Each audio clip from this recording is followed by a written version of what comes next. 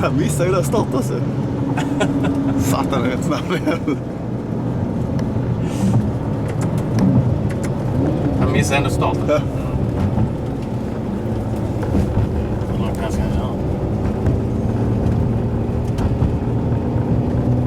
Det är så störd bil är. Nästan det man bara tänker sig. Alltså ja, det är liksom bara, jag kan sätta mitt liv på att jag ska köra från en Mini Intex Turbo-S liksom. Bara, jag tror inte det va?